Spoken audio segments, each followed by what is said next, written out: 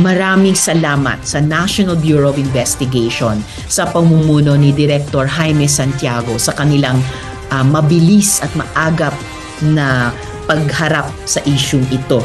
I call now on the Office of the Solicitor General to expedite the filing of their quo warranto case against Mayor Alice Guo. Dapat mapanagot siya sa lahat ng mga krimen na ginawa niya at mga krimen na ginawa ng Pogo Hub sa ilalim ng kanyang watch, no, at sa kanyang active participation dyan. But of course, this revelation is not the end.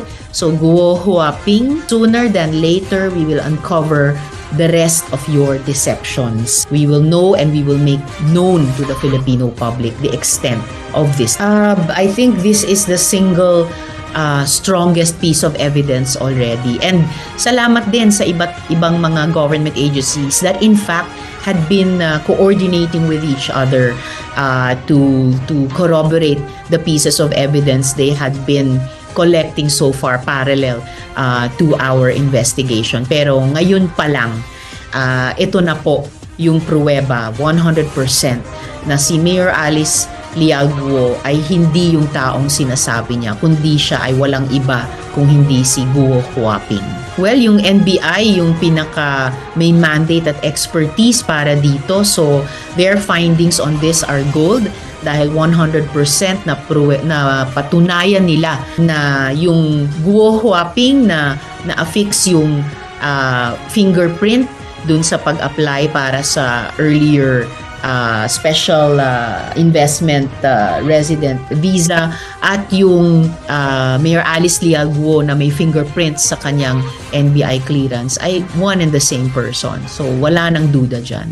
I suppose that's the kind of reaction to be expected, pero siguro kahit sinong abogado alam na kapag fingerprint match, halos unassailable na yan. At kung hindi alam ng isang abogado iyan, mukhang alam na ng buong publiko dahil kitang-kita po ang ebidensya. Palagay ko wala nang lusot kapag ang NBI nagsabi na itong set of fingerprints ng isang pangalan at itong set of fingerprints ng iba pang pangalan ay magkapareho, finger by finger, logical na conclusion led by the NBI na iisang tao lamang ito. Palagay ko opening na para sa buong gobyerno at in particular yung certain departments at agencies niya itong aming investigasyon laban sa Pogo, na kung ang naging modus operandi sa Bamban Pogo Hub ay yung pag-place ng isang mayor o pagprotekta ng isang mayor sa Pogo Hub and under false pretenses as a Filipino citizen, baka yun na rin yung isang anggulong pwede nilang i-check na hindi modus operandi din sa ibang mga Pogo Hubs. At the proper time, ibubunyag namin kung alin pa itong nakaraang malaking investigasyon ng Senado noong nakaraang Kongreso. And at that proper time, ipapakita namin kung ano yung mga seryoso talagang implikasyon. Mga implikasyon na covered na rin ng aming current Pogo investigation. Mga implikasyon ng paglabag sa karapatang pantao lalo na ng mga kababaihan at bata. Mga implikasyon ng paglabag ng mga labor standards. Implikasyon ng pag-corrupt sa ating mga government agencies. Implikasyon ng mga transnational crimes katulad ng human trafficking. At syempre mga related na issues ng yun na nga, corruption at saka dereliction of duty within government. Unnecessary. Saka magugulat ako, or baka hindi ako magugulat, pero mas magugulat ako pag hiniling nila iyan dahil sino naman ang pwedeng kumwestiyon sa independence ng National Bureau of Investigation. Of course, that's within their right to request that, pero wag na nila sigurong hingiin na idaan sa komite if ever they would have to present their own pieces of evidence. Pero para sa akin, nung inilabas sa kahapon ng NBI na match talaga sa kanilang scientific study ng dalawang sets of fingerprints ni na Guo Huaping at ni Alice Lialgo na parehong tao ito. Para sa akin, gold na yan. Napakalawak nga talaga, di ba? At napakalapot.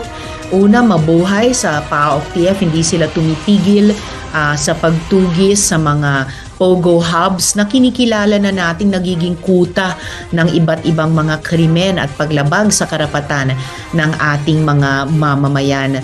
Villas na naman, no? So parang similar architecture sa nakita natin, for example, sa Pogo hub sa Bamban.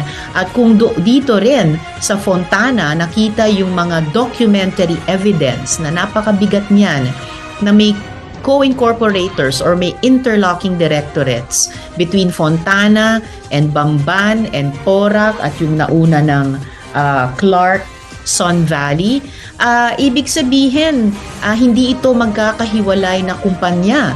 Lumilitaw na talagang probable mayroong some kind of group of companies at kapag nare-raid yung isa at may mga nakakatakas, ay talagang tumatakbo na lang sila doon sa kabilang mga hubs. Yan po yung isang teoryang lumilitaw during our investigation at mukhang sa mga raid na ito ng PAOK na patutunayan na may mga ebidensya para dyan. So, we are really faced not with stand-alone Pogo hubs or companies, pero posibleng isang network ng mga ito. Kaya yung sinasabi ng iba't ibang resource persons na whole of government o whole of society approach, kinakailangan talaga bago mahuli ang lahat.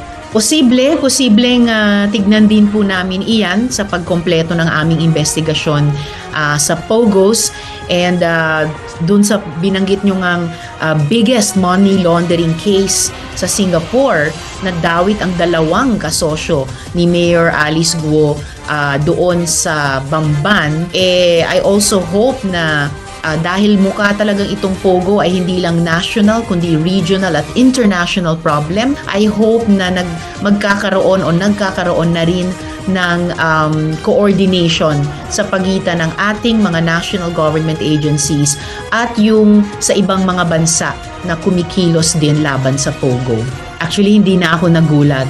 Malaking relief lang at pasasalamat sa NBI na talagang pinatunayan nila based on documentary evidence at based sa scientific study, expert study nila doon sa documentary evidence na iyon na mga 2 sets of fingerprints sa mga government forms na tulad ng aming pinagsususpetsahan, itong si Mayor Alice Guo ay actually si Guo Huaping. And para po sa iyo, Mian, at lahat po ng nagtanong din nito kanina, it's just a breaking news just for us, no, na NBI has allowed us to release the PDF copy of the fingerprint report. So makakarating na po sa inyo yon. I think solid na po talaga itong fingerprint results under 2 different names, years apart, pero ayun pa rin ang fingerprints nung nag-iisang taong ito, si Guo Huaping.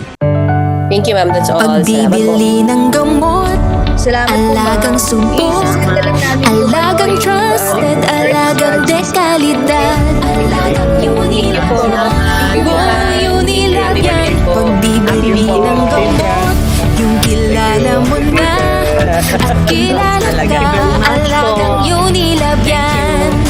Unilab yan, alagang Unilab yan. Pagbibili ng gamot, dapat subok, dapat trusted, dapat dekalidad. Oh, Unilab yan. Oh, Unilab yan. Pagbibili ng gamot, siguraduhin mo na. Unilab yan. Unilab yan. Pagbibili ng gamot, siguraduhin mo na. Unilab yan. Unilab yan.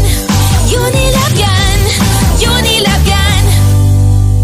Para sa GMA Integrated News, Mav Gonzalez, nakatutok, 24 oras.